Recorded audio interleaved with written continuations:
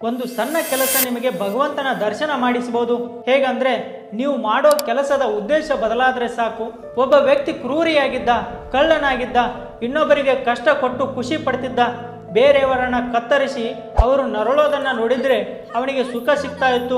ಒಂದು ದಿನ ಮಹಾತ್ಮ ಅವನು ಇಬ್ರು ಭೇಟಿಯಾದ್ರು. ಆ ವ್ಯಕ್ತಿ ಅವರ ಜೊತೆಗೂ ಕೂಡ ಕ್ರೂರವಾಗಿ ನಡ್ಕೊಳ್ಳೋಕೆ ಶುರು ಮಾಡಿದ. ಆದ್ರೆ ಅವರು ಭಗವತ್ ಪ್ರಾಪ್ತ ಮಹಾತ್ಮ ಇದ್ರು. ಅವ್ರು ಹೇಳ್ತಾರೆ, ಮಗನೇ, ಹೀಗೆ ಮಾಡೋದ್ರಿಂದ ನಿಂಗೆ ಏನ್ ಸಿಗುತ್ತೆ? ಒಂದು ವೇಳೆ ಅಭಿಮಾನ ಬಿಟ್ಟು ಸಂತರ ಹತ್ರ ಹೋದ್ರೆ ಒಂದೊಂದು ಹೆಜ್ಜೆ ಯಜ್ಞದ ಸಮಾನವಾಗುತ್ತದೆ. ಆ ಪಾಪಾತ್ಮ ಜೀವನಿಗೆ ಮಹಾತ್ಮ ಸಂತರ ಕಡೆ ನೋಡೋಕೆ ಧೈರ್ಯ ಆಗ್ತಾ ಇರಲಿಲ್ಲ. ಅವ್ರು ಹೇಳ್ತಾರೆ, ಮಗನೇ, ಇದೆಲ್ಲ ಯಾಕೆ ಮಾಡ್ತೀಯಾ? ಅವನು ಹೇಳ್ತಾನೆ, ಸುಖಕ್ಕೋಸ್ಕರ ಮಾಡ್ತೀನಿ. ಮಹಾತ್ಮ ಹೇಳ್ತಾರೆ, ಸುಖ ಅಂದ್ರೆ ಏನಂತಾನೆ ಗೊತ್ತಿಲ್ಲ ನಿಂಗೆ. ಆ ವ್ಯಕ್ತಿ ಆಮೇಲೆ ಕೇಳ್ತಾನೆ, ಹೌದಾ, ಹಾಗಾದ್ರೆ ನೀವು ಹೇಳಿ, ಸುಖ ಅಂದ್ರೆ ಏನು? ಅವಾಗ ಮಹಾತ್ಮ ಹೇಳ್ತಾರೆ, ಇವಾಗ ನನ್ನ ಮಾತು ನಿಂಗೆ ಅರ್ಥ ಆಗಲ್ಲ. ಯಾವಾಗ ನೀನು ನಿಷ್ಪಾಪ ಆಗ್ತೀಯೋ ಅವಾಗ ಅರ್ಥ ಆಗುತ್ತೆ. ಆಮೇಲೆ ಆ ವ್ಯಕ್ತಿ, ಹಾಗಾದ್ರೆ ನಾನು ನಿಷ್ಪಾಪ ಆಗೋಕೆ ಏನ್ ಮಾಡಬೇಕು? ಮಹಾತ್ಮ, ನಮ್ಮ ಭಾರತದಲ್ಲಿ ಪವಿತ್ರ ಸ್ಥಳ ಇವೆ, ಪ್ರವಾಸ ಮಾಡು, ತೀರ್ಥ ಸ್ನಾನ ಮಾಡು, ನಿಷ್ಪಾಪ ಆಗ್ತೀಯಾ? ಅವಾಗ ಆ ವ್ಯಕ್ತಿ ಕೇಳ್ತಾನೆ, ಮಹಾರಾಜ್ರೆ, ನಾನು ಪವಿತ್ರ ಆಗಿದ್ದೀನಿ ಅಂತ ನನಗೆ ಯಾವಾಗ ಗೊತ್ತಾಗುತ್ತೆ? ಅವರು ಒಣಗಿದ ಕಟ್ಟಿಗೆ ಕೊಟ್ಟು, ಇದನ್ನ ತಗೊಂಡು ಹೋಗು, ಇದು ಯಾವಾಗ ಹಸಿರಾಗುತ್ತೋ ಅವಾಗ ಅರ್ಥ ಮಾಡ್ಕೋ ನೀನು ನಿಷ್ಪಾಪ ಆಗಿದ್ದೀಯಾ ಅಂತ.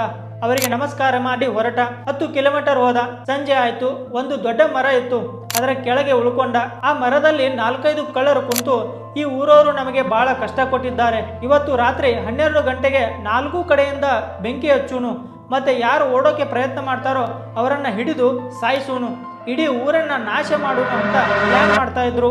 ಈ ವಿಷಯ ಈ ಕೆಳಗಿರೋ ಇವನಿಗೆ ಕೇಳಿಸ್ತು. ಹೇಗಿದ್ರು ತೀರ್ಥಯಾತ್ರೆಗೆ ಹೋಗ್ತಾ ಇದ್ದೀನಿ, ಇನ್ನು ಈ 4 ಜನರನ್ನ ಸಾಯಿಸ್ತೀನಿ, ಇಡೀ ಊರು ಬದುಕುತ್ತೆ ಅಂತ ಅಂದುಕೊಂಡು ಮೇಲೆ ನೋಡಿ, ಬ್ರದರ್, ನಿಮ್ಮ ಗುರು ನಾನು, ಬನ್ನಿ ನಿಮಗೆ ಸಲಹೆ ಕೊಡ್ತೀನಿ, ಇಡೀ ಊರನ್ನ ಹೇಗೆ ನಾಶ ಮಾಡೋದು ಅಂತ. ಒಬ್ಬೊಬ್ಬರೇ ಜಿಗಿದು ಬಂದ್ರು. 4 ಜನರನ್ನ ಕೊಂದ. ಇನ್ನೇನು ಈ ಜಾಗದಲ್ಲಿ ಇರೋದು ಬೇಡ, ಹೋಗೋಣ ಅಂತ ಕಟ್ಟಿಗೆ ತಗೊಳ್ಳೋಕೆ ಹೋಗ್ತಾನೆ. ಕಟ್ಟಿಗೆ ಹಸಿರಾಗಿತ್ತು.